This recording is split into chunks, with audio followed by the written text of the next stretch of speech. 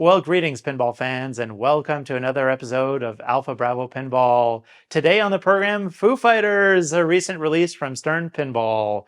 We'll do our usual deep dive into the game, the playfield, and all its shots, and then we'll switch to our multi-camera setup, and I will show you how to play the game. Let's go!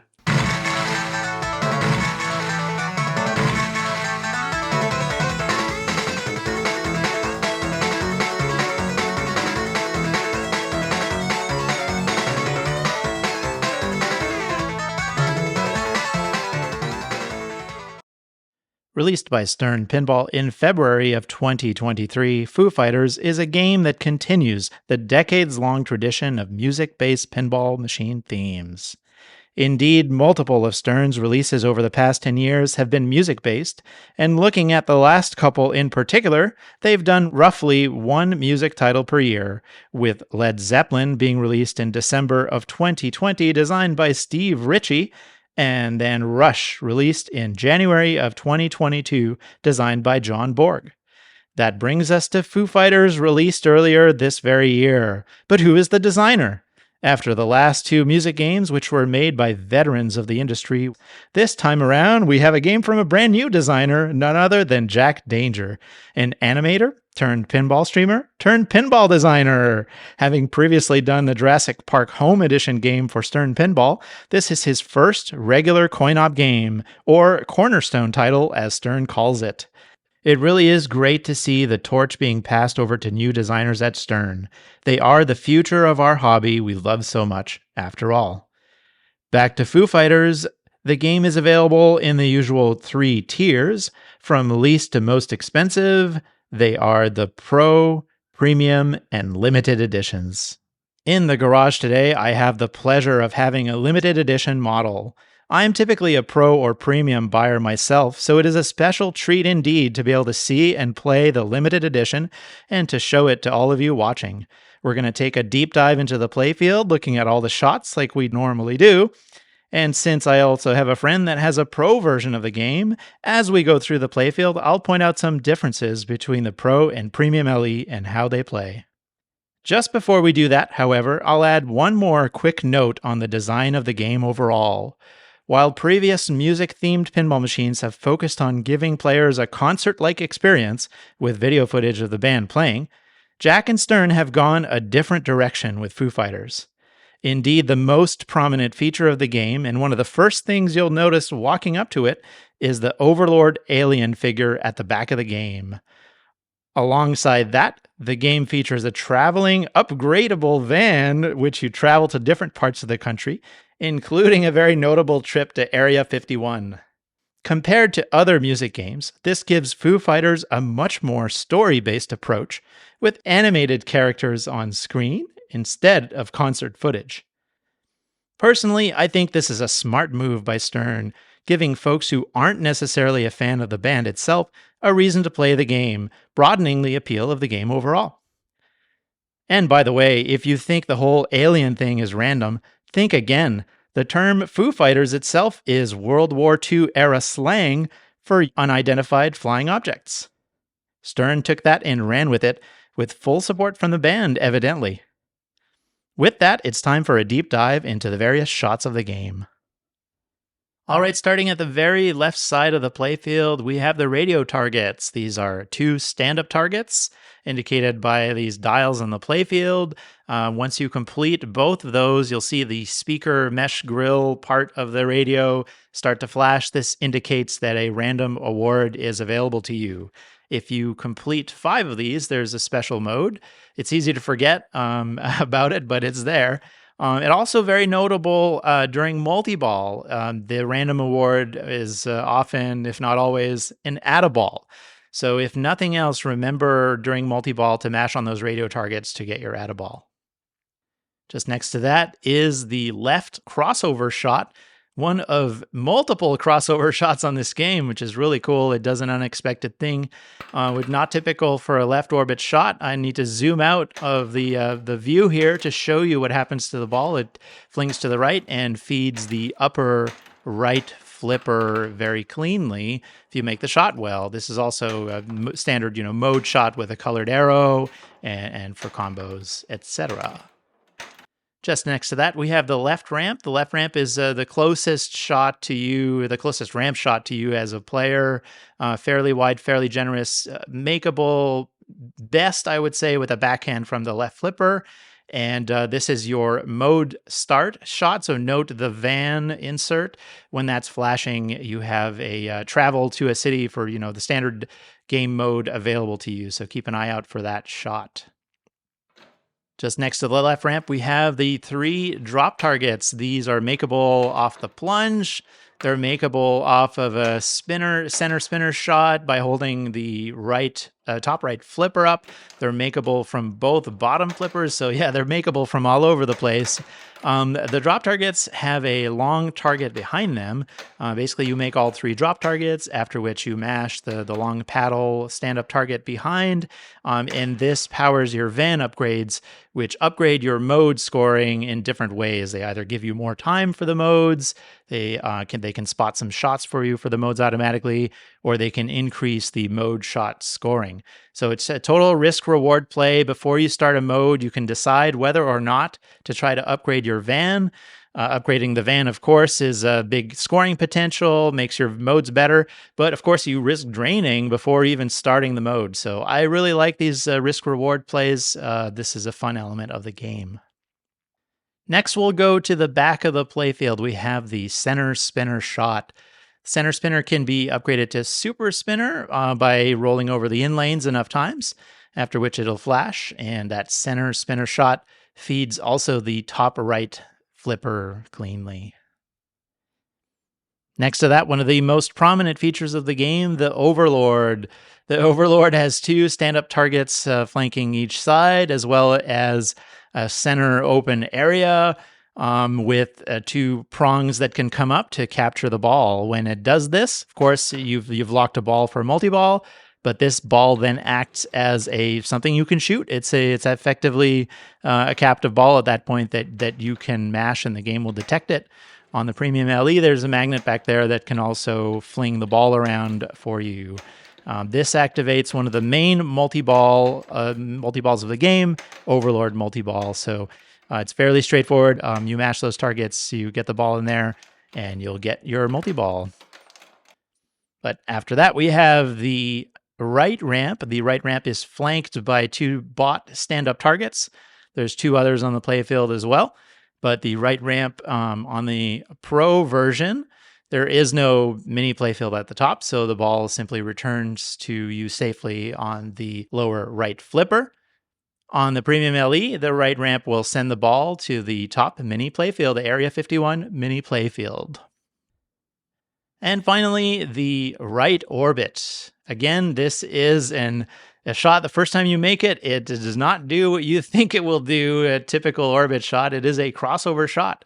So the right orbit will actually return the ball all the way back around to the right side of the playfield in a little right side, 90 degrees U-turn shot, I like to call it. When the battery icon is flashing there, take particular note. This means that you are able to charge up for a playfield multiplier. There's inserts in that right-hand U-turn. There's 3 inserts that you need to light up by hitting the right orbit shot. And when you complete that, you'll get a timed playfield multiplier for some number of seconds. And you can boost it up even more by continuing to shoot at that shot, get it up to 3x. So something not to forget, typically the right orbit is, you'll get mode shots, you'll get colored arrows and stuff, but it's important to remember that that shot is not just a standard mode shot. It is also what unlocks playfield multiplier.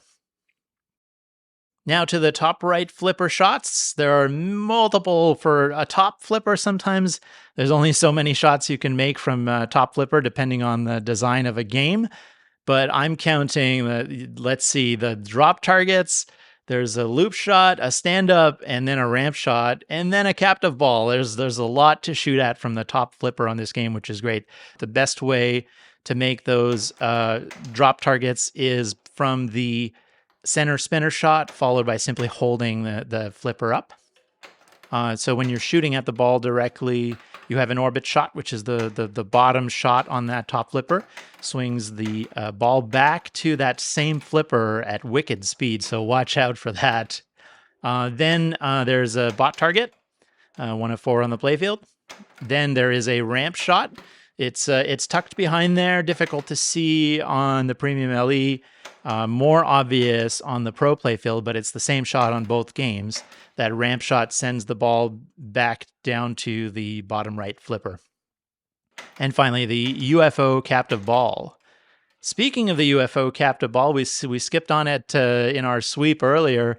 That captive ball powers your action button. You mash on that UFO captive ball, and you'll power up your action button, which is effectively a shot spotter. It's got multiple levels to it, indicated by different colors, so you can charge it up and have up to 3 shots in the bank that you can use to spot difficult shots. So if you're having trouble with a particular shot in the game and you feel like you're stalling out, look out for the action button. You might get a freebie with that one. All right, next on the extreme right side of the playfield, first we've got the lightning target, which is facing away from you as a player, so it's not so easy to see. What's more obvious is the lightning-shaped insert above it. This is not your standard stand-up target. It actually fights back. It kind of acts like a slingshot. When you shoot it, it'll send the ball flying. Often it'll even make that upper right flipper ramp shot for you automatically. You hit this enough times to power different lightning shots throughout the playfield, which gives you some points. And then just below that, we have another bot target. This one is a little bit special. It's the bot award target. As you collect the different bot stand-up targets scattered throughout the playfield, you'll light a bot award at this playfield and shoot it to collect it. This is also where the extra ball is collected on the game. Now let's go to the top of the game, the Area 51 mini playfield, which of course is only there on the Premium and LE. You've got a mini flipper up there and different stand-up targets, a spinner lane in the middle, and most noteworthy, so you're going to hit those stand-up targets to progress towards your Area 51 multi-ball, after which you'll start to see red arrows. Shoot the red arrows, which will culminate in the shot at the extreme right of the playfield. There's a diverter up there that can actually raise and lower to either send the ball around for another shot, creating repeated loop shots. When the diverter is in the raised position, it will expose a stand-up target at the end of that lane. When that red arrow is flashing and you shoot that stand-up target, then that triggers the start of Area 51 multi-ball. Of course, this is one of the most important differences between the Premium and LE with the mini playfield and the Pro without. The Pro, even though it does not have this mini playfield, it still does have Area 51 multi-ball, which is started by shooting the right ramp 5 times. Some other important differences between the Pro and the Premium LE. There's some 3D sculptures which are unique to the Premium LE, and on the Pro are replaced with flat plastics. There's the magnet in the Overlord area, which I've already mentioned. And then last but not least, I think one of the really, really fun, unique feature to this game, I don't think ever seen before on a pinball machine, is a save dead post. If you drain in the left out lane with the yellow save insert lit, hold that left flipper up because a save post will pop up near the bottom drain of the game. And simply holding the left flipper up, the ball should bounce on that post and be sent back into life for a second chance on the right flipper. So that ball save, of course, is there on the Pro. It's just simply non-interactive. It's something that we've seen before on Stern Pinball games where when the ball save is lit on the Pro and you drain on the left, another ball is plunged into play automatically as that one drains. So Yeah, it's a gimme on the Pro. It's not a gimme on the Premium LE because you have to successfully bounce the ball back up there. It does it most of the time, but it depends a little bit on the speed of the ball, how consistently it will get up there. If the ball is coming slowly, a nudge forward might help it bounce back up to safety. And finally, there's two stand-up targets that you don't shoot at in a traditional way anyway. Well, you can if you want, but it's a bit dangerous. These are in-lane targets. The safer way to get to them is to simply capture the ball with the trap, hold the flipper up, and the ball will often go hit these targets. These will flash, and then the next shot that you make will be multiplied. So they're effectively a one-time shot multiplier. They do stack one on top of another, however. The other nice thing that they do is when you're capturing the ball in some games, if you capture a very fast-moving ball, the ball can kind of fly up the in lane and then into the out lane, which is frustrating. These targets effectively prevent that because if the ball is flying up the in lane, that stand-up target will just bounce it back towards the flipper safely. Finally, just before we move on to gameplay, let's take a look at the playfield inserts. Just above the flippers, we have the city inserts. These indicate progress on completing cities, and they light solid when a city is completed. Completing just 3 cities is enough to take you to a mini wizard mode. Just above and to the right, we have the Foobot. The Foobot, you collect parts of him for completing various different tasks in the game. And if you can collect all of the parts on the Foobot, there is a special mode at the end of that as well. So that'll do it for our Foo Fighters playfield shot overview. We'll now play the game. We'll switch over to our multi-camera setup, and I'll talk you through just the basics of the game. This is a very deep game. There's a lot to see. We're going to try to keep the video time reasonable here, and so we're just going to do an overview of the basics, what to do if you're playing this game for the first time. And then stay tuned for an upcoming follow-up video where we'll go high score chasing and we'll get deeper into the game, but that'll be for another day. All right, folks, let's play some Foo Fighters. We're going to do a quick rules overview here, and we'll see if I can get a couple of multi-balls and at least a few modes done. Show you the basics of how to play the game. So when you start out here, you're going to be seeing a bunch of white arrows. Those white arrows you need to shoot to spell van to light traveling with the van to a different city, which we have just completed. So now after those white arrows disappear, you'll see the left ramp will have a flashing van insert. Shooting this will give you a map of the United States, and you'll choose your city, which is basically the main modes of the game. I'm going to do Los Angeles here. Each mode, of course, has a corresponding song, as you would imagine, and colored arrows. Learn to Fly Los Angeles is basically ramp shots. Try to combo them for big points. Complete 3 of those to get to one of the mini wizard mode, Austin and DC. One of the things that I like about this game is it is possible to resume modes. When you go, if you drain out of a mode just like I did, you can go back to the left ramp, the van will be flashing, and resume your mode from where you left off. It is worth more points, however, if you do it in one go without draining. Oh, just caught the ball save there, very lucky. So the other thing that you can do before starting your mode is to work on van upgrades. You'll see there are 3 drop targets that you can get off the plunge with a skill shot, actually.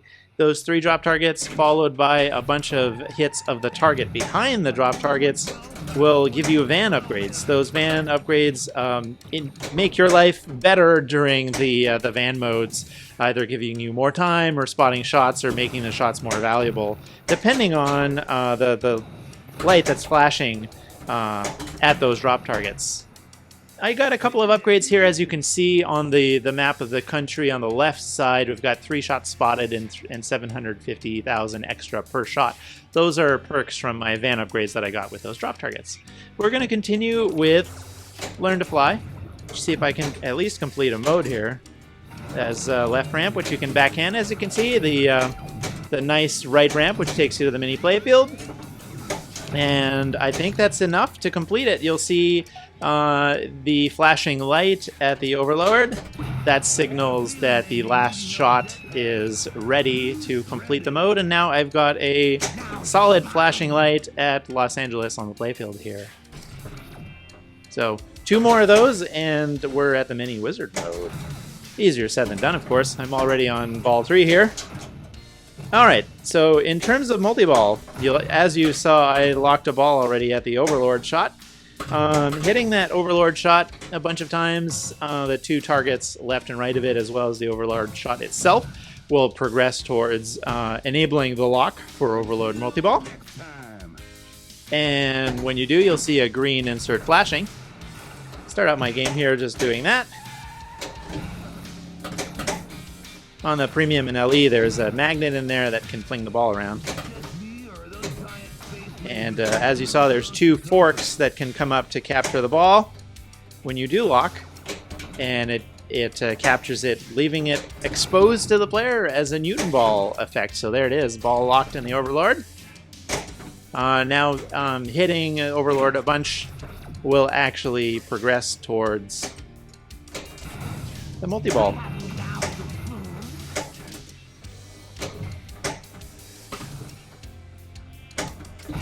Couple more hits there, and we will start overlord multi-ball. Think it's ready when it's flashing quick. Oh, just missed. There we go. So now we have some red inserts. Of course, you can stack this with the cities. I'm just doing them one at a time here, but you can imagine being in a city and starting overlord and having the city shots as well as the overlord multi-ball shots available to you. Let's see if we can whack on those radio targets. For an add-a-ball, so that's the key thing to know, is there is an add-a-ball available to you on those radio targets, the tune radio targets on the very left, for an add-a-ball. Because this multi-ball starts as a 2-ball multi-ball. There is another, so that's it for overlord multi-ball. I kind of think of this mechanism shot thing as kind of like the Ringmaster in Circus Voltaire-ish, if it helps you understand. Like there's a second and a third overload multi-ball as well, which is, they get progressively more difficult. You have to hit the shots that flank the overlord instead of just having access to it via any of the shots up there. But yeah, that's overlord multi-ball.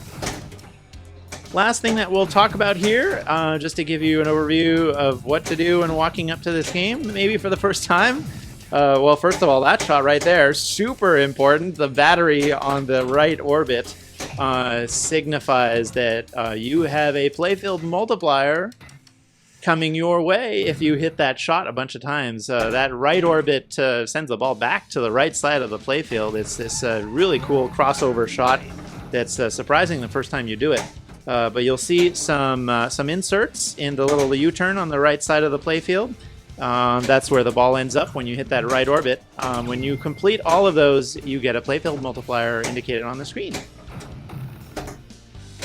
So I've got one of those 3 now. But yeah, the other thing that I want to show you for tonight is the Area 51 multi-ball. On the Pro, this is started simply by hitting the right ramp 5 times. But on the Premium LE, that's probably one of the biggest differences between these games is the whole mini playfield is kind of almost dedicated to Area 51. Of course, there's other the mini playfield is used for mode shots and other things in other modes, but one of the main features, I would say, is the Area 51 multi-ball. So we'll try to make it to the upper playfield without draining, and we will make progress towards Area 51 multi-ball. The right ramp on this game is pretty steep, but the flippers, of course, are plenty powerful to make it up there. There's the working towards our playfield multiplier there. There's a second one. Oh, and drain. Oh, just caught the ball save in the grace period. I've got a van mode available here, but I'm just ignoring it just because I'm focusing on showing you what to do in this game. But of course, in real life, you would start a van mode and then work on Area 51 at the same time. All right.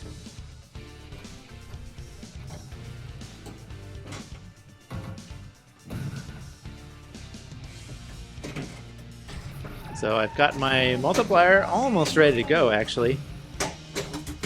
Might as well start a van mode, why not? You'll see how the multi-ball stacks on top of it.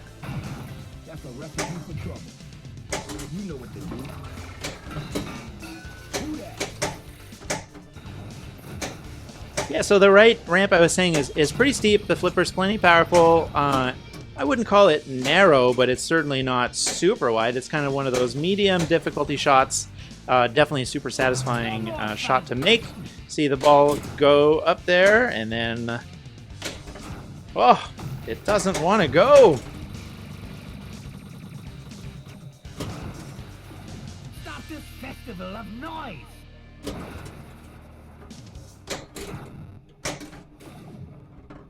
All right. Oh, thank goodness for that outlane ball save. All right. There you go. So now you saw the red insert. Now the red insert moved from the leftmost shot up there to the rightmost shot. A red flashing light on the leftmost shot signifies we're one shot away from Area 51 multi-ball. You see the little diverter up there open, and it's ready to go. Did we get our multiplier? Yeah, so we got 2x playfield going. Let's see if we can... there you go, Area 51 multi-ball. The lights go dark in the game, except for the expressions lights if you have them. And we're in a 3-ball multi-ball. Look for red arrows for jackpots, and you're going to need to go up to the mini playfield, which is challenging and fun during a multi-ball.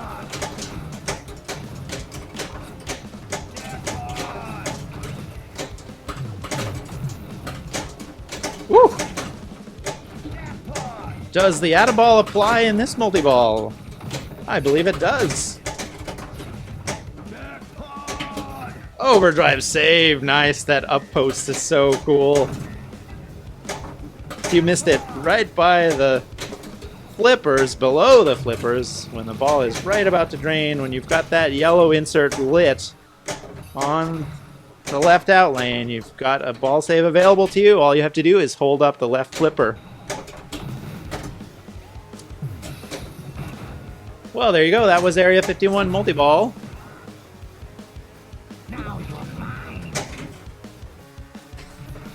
And we'll just finish out the ball here. Clever, but not clever enough.